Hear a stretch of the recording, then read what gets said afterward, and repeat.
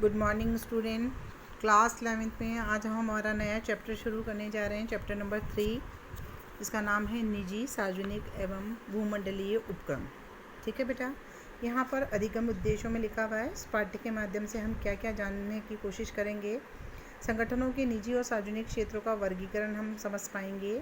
सार्वजनिक क्षेत्र के उपक्रमों के विभिन्न स्वरूप, उनकी विशेषताओं को समझ पाएंगे। जो स्वरूप आपको बताए गए हैं, जैसे विभागीय वन, संवैधानिक निगम और सरकारी कंपनियां। इसके साथ ही सार्वजनिक क्षेत्र की बदलती भूमिका के बारे में जानकारी लेंगे और भूमंडलीय उपक्रम क्या हैं उनको हम समझेंगे। साथ ही साथ संयुक्त उपक्रमों के प्रॉफिट्स जो हैं, लाभ हैं, उनके बारे में भी हम अध्ययन करने जा रहे हैं। Let's start our third chapter. Class, यहाँ पर एक बॉक्स दिया गया है। बॉक्स में ये जानने का प्रयास किया जा रहा है कि एक छात्रा है, वो समाचार पत्र पढ़ती है और उसको सामने कुछ विशेष सुर्खियों में समाचार दिखते हैं जिसमें लिखा हुआ है सरकार कुछ कंपनियों के अपने शेयरों को छोड़ने की योजना बनाती है। और नेक्स्ट डे जब फिर पेपर पढ़ती है तो उसको पढ़ने में आता है कि सार्वजनिक क्षेत्र की कंपनियां जो घाटे में चल रही है उनको बीमार रुग्ण इकाइयाँ मानकर बंद किया जा रहा है। ठीक, उसके विपरीत समाचार पहुँच रही है कि किस प्रकार से रिलायंस के झंडे तले कंपनियाँ अपना अच्छा प्रदर्शन कर रही है। तो उसको ये जानने की उत्कंठा होती है कि सार्वजनिक क्षेत्र, विनिवेश और निजीकरण, ये क्या वर्ड्स हैं, इनकी क्या मीनिंग है। तभी उसे याद होता है कि कुछ क्षेत्र केवल सरकार, जिसके अंदर सरकार ही काम करती है, जैसे कि हमारे रेलवे डिपार्टमेंट को ले लीजिए। कुछ क्षेत्र में होता है जिसमें निजी स्वामित्व होता है, यानी निजी व्यक्ति पर्सनली अपना काम करते हैं एवं सरकार द्वारा संचालित दोनों ही व्यवसाय चल रहे हैं। जैसे उदाहरण के लिए भारी उद्योगों में जैसे हमारा आता है steel authority of India limited, जिसको हम सेल बोलते हैं। दूसरा भेल लिखा हुआ है, जिसको बोलते हैं भारत हैवी इलेक्ट्रिकल लिमिटेड, भेल बोलते हैं। ऐसे टिस्को है हमारा, Tata steel and iron corporation जो होता है, रिलायंस, एयरटेल, बिरला, सभी तो हैं। टेलीकॉम के क्षेत्र में टाटा, रिलायंस, एयरटेल भारती, जो आपने नाम सुना, MTNL है ना। ऐसे ही सरकारी क्षेत्र की कंपनियों में MTNL आता है, इंडियन एयरलाइंस, एयर इंडिया जो आती है, तो ये सारी कार्य कर रही है। अब उसे ये जानकर आश्चर्य हुआ कि केवल यही नहीं बल्कि हमारे देश के अंदर कोको कोला, पेप्सी, हुंडई कंपनियां, जो कि विदेशी कंपनियां हैं, वो भी आजकल व्यापार कर रही हैं और लाभ प्राप्त कर रही हैं। तो इन सब के बारे में जानने के लिए उसमें उत्कृष्टता जो पैदा हुई है उसको ही समझाने के लिए एक विषय के रूप में ये चैप्टर बनाया गया है, जो आपको इन सभी प्रश्नों के उत्तर देने का इसमें प्रयास किया गया। नाउ लेट स्टार्ट अपना कि हम सबसे पहले इंट्रोडक्शन पढ़ते हैं। इंट्रोडक्शन में यहाँ पे यही चीज़ समझाइए कि आप अपने दैनिक जीवन के अंदर जो वस्तुएं रोज़मर्रा में प्रयोग में ले रहे हैं, तो उस वस्तुओं और सेवाओं को जो हमें उपलब्ध करा रहा है, उन व्यावसायिक संगठनों को आपने देखा। जैसे आपके पड़ोस की दुकान, जिससे आप दूध ब्रेड लेकर आते हैं, वो हमारे कौन सा स्वरूप है? एकल स्वामित्व का स्वरूप, जिसमें एक मालिक होता है, दुकान चला रहा है, खुद ही उठ कर देता है, खुद ही पैसे लेता है, खुद ही खरीदता है। ठीक है। दूसरा होता है बड़े फुटकर व्यापार, जैसे आप और बड़ी दुकान पे चले जाइए, दो जने मिलकर कार्य कर रहे हैं तो साझेदारी स्वरूप आता है, जिसका संचालन कई ऐसे हैं जिसके बड़े स्वरूप होते हैं, जिसका संचालन कोई कंपनी करती है। इसी के साथ साथ आपको कानूनी सेवाएं, स्वास्थ्य सेवाएं, अन्य सेवाएं प्रदान करने वाली कंपनी जिनके स्वामी एक से अधिक होते हैं, जिसको हम साझेदारी फर्म्स कहते हैं। ठीक है, पार्टनरशिप फर्म्स कहते हैं। ठीक है, ये सब क्या है? निजी स्वामित्व के संगठन है, जो कि आपने लास्ट चैप्टर्स में पढ़े हैं, निजी स्वामित्व के संगठन। इस प्रकार कई अन्य कार्यालय और व्यवसाय जिन पर केवल सरकार का क्या होता है? आधिपत्य होता है, उन्हीं के व्यक्ति उसको चलाते हैं। फॉर एग्जाम्पल, जैसे रेलवे का डिपार्टमेंट देख लीजिए, उस पर पूरा गवर्नमेंट का अपना नियंत्रण होता है और हमारे चुने हुए व्यक्ति जो रेलवे के अधिकारी के रूप में जनता के लिए कार्य करते हैं, इसका स्वामित्व और प्रबंध का पूरा कार्य सरकार के हाथ में ही होते हैं। आपके पास के अंदर आपने अपना पोस्ट ऑफिस देखा होगा, जो भी भारत सरकार के अंडर में आता है। हालांकि इस क्षेत्र के अंदर आजकल क्या हो रहा है, आपने देखा होगा कोरियर सर्विसेज आ गई हैं। कोरियर सर्विसेज के अंदर निजी क्षेत्र का हस्तक्षेप हो गया है, वो भी अपने कार्य करने लगी हैं। इसके अलावा कुछ ऐसी व्यावसायिक इकाइयाँ हैं जो एक से अधिक देशों में भी कार्य कर रही हैं, मतलब जो अपने देश की है और अन्य देशों में जाकर व्यापार करती हैं, या अन्य देश की व्यावसायिक इकाई है जो हमारे देश में आकर व्यवसाय करती है। ऐसे उपक्रमों को हम कहते हैं भूमंडलीय उपक्रम। ठीक है, तो आपने देखा कि देश के सभी प्रकार, देश में हर तरह का व्यावसायिक संगठन आपको देखने मिल रहा है, चाहे वह निजी हो, सार्वजनिक हो या भूमंडलीय।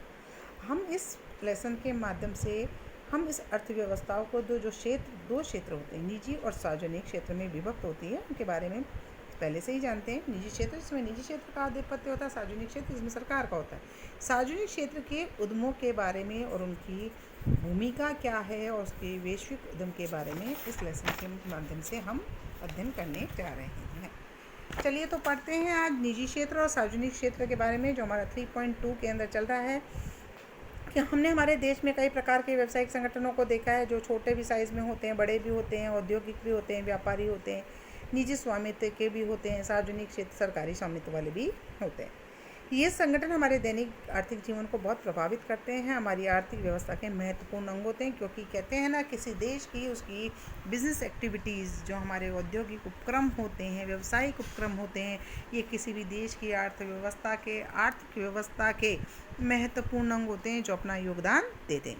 किसी भी देश की विकास में उसके सभी व्यापारिक क्षेत्रों का महत्वपूर्ण योगदान होता है उसकी अर्थव्यवस्था में। तो भारतीय अर्थव्यवस्था की बात करते हैं। देखिए, विश्व के अंदर अनेक प्रकार की अर्थव्यवस्था होती है, जिसको हमने पढ़ा है पहले भी। पूंजीवादी अर्थव्यवस्था भी होती है ना, साम्यवादी भी होती है और मिश्रित अर्थव्यवस्था। भारत की अर्थव्यवस्था के बारे में बात करें तो भारत में क्या है, निजी क्षेत्र के स्वामित्व और सार्वजनिक क्षेत्र सरकारी स्वामित्व वाले दोनों प्रकार के व्यावसायिक उपक्रम होते हैं। इसलिए भारत की अर्थव्यवस्था को मिश्रित अर्थव्यवस्था का रूप बताया गया है। भारत की मिश्रित अवस्था को इसलिए चुना है क्योंकि यहाँ पर निजी क्षेत्र और सार्वजनिक क्षेत्र दोनों प्रकार के उपक्रम को चलाने की, परिचालन करने की क्या दी गई है, छूट दी गई है। तो दोनों क्षेत्रों में वर्गीकृत कर लेते हैं हम अपनी अर्थव्यवस्था को, जिसको हम पहला क्षेत्र बोलते हैं निजी क्षेत्र और दूसरा बोलते हैं सार्वजनिक क्षेत्र। निजी क्षेत्र के बारे में हम पढ़ ही चुके हैं, जैसा कि आपने इससे पहले वाले लेसन में पढ़ा। निजी क्षेत्र में हमारे स्वरूप आते हैं, जैसे एकाकी व्यापार, साझेदारी व्यापार, संयुक्त हिंदू परिवार और सहकारी समितियाँ, कंपनियाँ। अब हम पढ़ने जा रहे हैं सार्वजनिक क्षेत्र के संगठनों के बारे में, जिसका मालिक कौन होता है, सरकार होती है। सरकार ही उनका संचालन करती है, प्रबंध करती है और पूरी तरह से उसका स्वामित्व उसके ऊपर होता है। इन संगठनों का स्वामित्व पूर्ण रूप से या आंशिक रूप से या तो केंद्र सरकार के पास होता है या राज्य सरकार के पास होता है। ये संगठन जो हैं हमारी जनता द्वारा चुने हुए प्रतिनिधि, जो संसद में बैठते हैं, जो सरकार चलाते हैं, जिनके कई मंत्रणालय होते हैं, जो मंत्री जो होते हैं उनके द्वारा संचालित किए जाते हैं, उनके अधीन कार्य करते हैं, या संसद द्वारा विशेष अधिनियम पारित कर इनकी स्थापना की जाती है। इन्हीं उद्यमों के माध्यम से सरकार देश की आर्थिक गतिविधियों में क्या लेती है, भाग लेती है। सरकार समय समय पर घोषित अपनी आर्थिक नीति प्रस्तावों में इनके कार्य क्षेत्रों को क्या करती है, डिफाइन करती है, परिभाषित करती है। इनमें निजी क्षेत्र और सार्वजनिक क्षेत्र के क्रियाकलापों का परिचालन किया जाता है। 1948 की औद्योगिक नीति के बारे में बात करते हैं तो औद्योगिक क्षेत्र के विकास के प्रति अपने दृष्टिकोण को सरकार ने इसके माध्यम से स्पष्ट किया और निजी क्षेत्र और सार्वजनिक क्षेत्र दोनों की भूमिकाएं भी यहाँ पर परिभाषित की गई तथा सरकार दोनों क्षेत्रों के कार्यकलापों पर विभिन्न अधिनियमों और नियमों के माध्यम से निगरानी रखती थी और अपना नियंत्रण बनाकर रखती थी। फिर एक हमारी औद्योगिक नीति परिवर्तित हुई 1956 के अंदर, जिसके अंदर सार्वजनिक क्षेत्र के लिए भी विकास और औद्योगिकरण की दर में तेजी लाने के ऑब्जेक्ट से उन्होंने क्या किए, लक्ष्य निर्धारित किए। क्योंकि आप जानते हैं स्वतंत्रता के पश्चात हमारे देश की आर्थिक स्थिति बहुत खराब थी, उद्योगों की स्थितियाँ अंग्रेज़ों ने बहुत ख़राब कर रखी थी। तो तीव्रता से उसे आगे लाने के लिए, विकसित करने के लिए नई औद्योगिक नीति 1956 के अंदर सरकार द्वारा घोषित की गई। सार्वजनिक क्षेत्र को यद्यपि बहुत अधिक महत्व दिया गया, लेकिन निजी क्षेत्र के अंदर हम सार्वजनिक क्षेत्र को भी एक दूसरे की निर्भरता पर अधिक, मतलब दोनों मिलकर कार्य करें, ऐसे करने की कोशिश की। ये दौर हमारा चलता गया और बहुत सारे परिवर्तन देखने के लिए समय और परिस्थितियों के अनुसार भारत 1990 के अंदर बहुत ही विकट स्थिति में पहुंच गया। भारत की आर्थिक स्थिति बहुत कमज़ोर हो गई, यानी कि हमारी अगर विदेशी पूंजी की बात करें तो हमारे पास एक सप्ताह के भी स्टॉक्स मतलब जो था कोष नहीं था। परिणाम स्वरूप हम विश्व से अलग थलग पड़ने लग गए। तो हमें क्या करना पड़ा, भारत सरकार को ग्लोबलाइजेशन वैश्वीकरण की नीति पर अपने आप को डालने पड़ा और 1991 में एक औद्योगिक नीति जो पिछली औद्योगिक नीतियों से भिन्न थी, क्योंकि सरकार ने सार्वजनिक क्षेत्र के विनिवेश पर विचार करना प्रारंभ किया। विनिवेश क्या होता है, एक नया वर्ड है आपके लिए। विनिवेश शब्द होता है जिस पर पूरा स्वामित्व का संचालन का सरकार का हाथ होता था, यानी सरकारी अंश होते थे। सरकार ने अपने अंशों को निजी क्षेत्र में बेचने का विचार किया और जो पैसा आया उसको निवेश करने का प्रयास किया। इसको बोलते हैं निवेश को आप सेल कर कर उसका जो पैसा आया उसे पुनः निवेश करना विनिवेश कहलाता है।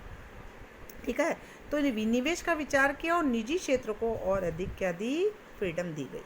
साथ ही भारत के बाहर के व्यावसायिक ग्रहों को भी भारत में प्रत्यक्ष विदेशी निवेश के लिए आमंत्रित किया, क्योंकि हमारे पास विदेशी पूंजी की बहुत कमी हो गई थी, पैसा नहीं था, उद्योग धंधे कैसे चलाते। तो सरकार ने विदेशी कंपनियों को भी आमंत्रित किया कि वह हमारे देश में आए, अपने उपक्रम स्थापित करें। परिणाम स्वरूप क्या होगा, विदेशी पूंजी भारत के अंदर आएगी, लोगों को रोजगार मिलेगा, देश के अंदर क्या होगा, जीडीपी बढ़ेगी, देश की आर्थिक दृष्टि से क्या होगा, विकसित होना प्रारंभ हो जाएगा। इस कॉन्सेप्ट को हम बोलते हैं बहुराष्ट्रीय निगम या भूमंडलीय उपक्रम, जो अपना कारोबार एक से अधिक देश में चलाते हैं।